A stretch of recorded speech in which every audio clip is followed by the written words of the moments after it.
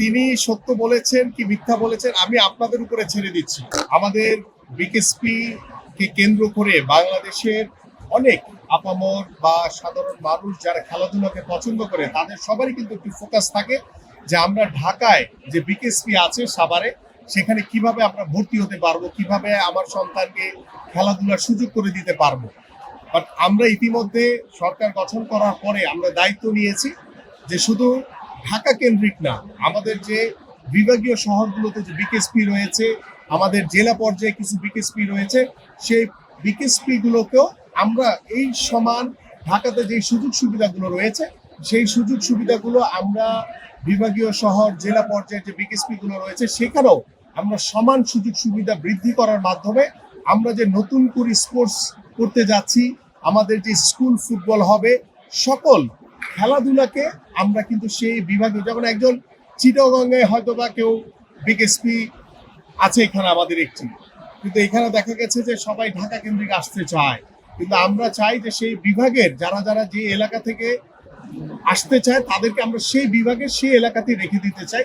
এভাবে আমরা সকল বিকেএসপির সুযোগ সুবিধাগুলো নিশ্চিত করে আমরা ইনশাল্লাহ আগামী এই বছরের শেষ থেকেই ইনশাল্লাহ আমরা সকল সুযোগ সুবিধা নিশ্চিত করতে পারবো সকল বিকেএসপি। এক্সট্রিম মশার কয়েল প্ল্যান্ট ফাইবার দিয়ে তৈরি, ডেঙ্গু চিকুনগুনিয়া বাহি সহ যে কোনো মশার বিরুদ্ধে দেয় এক্সট্রিম সুরক্ষা। দেখেন, ইতিমধ্যে সকালবেলা তদন্ত কমিটি এসে তদন্ত প্রতিবেদন তারা দিয়ে গেছে এবং আমরা দেওয়ার পরে তাৎক্ষণিকভাবে এখানে আন্তঃ মন্ত্রণালয়ের একটি মিটিং ডেকেছিলাম আমি, এবং সেই মিটিংয়ে আমরা আলাপ আলোচনা করেছি এবং আমরা আমাদের যে আইসিসি রয়েছে সেই আইসিসি কে তদন্ত রিপোর্টটি অবগত করার পরে আমরা পরবর্তী সিদ্ধান্ত গ্রহণ করবো ইনশাআল্লাহ।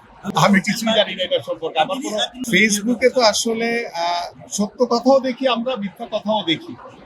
সো তিনি সত্য বলেছেন কি মিথ্যা বলেছেন আমি আপনাদের উপরে ছেড়ে দিচ্ছি। আপনারা এটা যাচাই করে নেন যে তার যে ফেসবুকের স্ট্যাটাস, সেই যে কথাগুলো বলেছেন সেটা কতটুকু সত্য কতটুকু মিথ্যা।